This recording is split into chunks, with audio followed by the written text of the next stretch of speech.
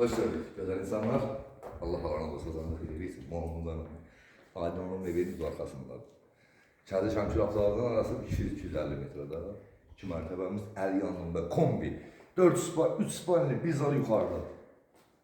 2 span, 1 spanli biz al aşağıda. İdeal. Yukarı tam təmirli, kombili, çəkili. Ailəmiz dostluqda yerləşir. Aziz izləyicilərimiz. Oğuz görsən, 28 ton, 28 muammin, ailəmiz dostluqda yerləşir. Sərgəli şəkildə bu da evimiz altın padvalına kimi bax. İdeal vəziyyətdə sərgəli. Bax, tükkinə görə bağlar çəkir.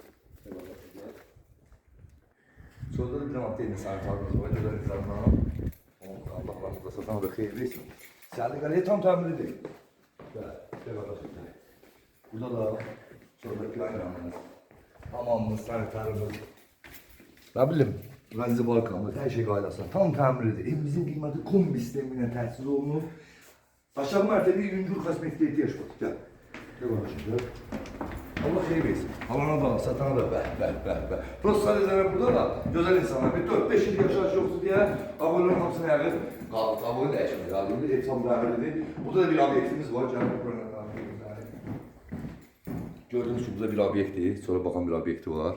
Allah alana da satana da xeyir versin. Burada da, ona notat edemiyor burada, yani onu göz sipariş edemiyor.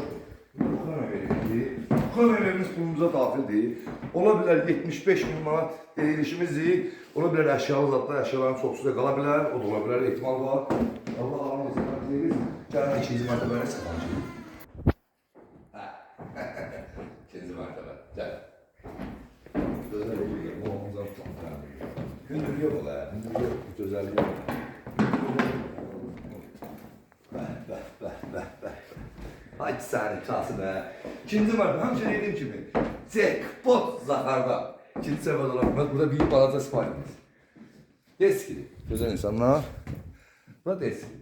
Sen de gəlişər. Bura, güzel insanlar. Bir tane böyük siparişimiz, altın dördə. Dördə 4 yarıma. Nələrdir? Allah alana da satan da versin. Allah onlardan inşallah kısmet eləsin.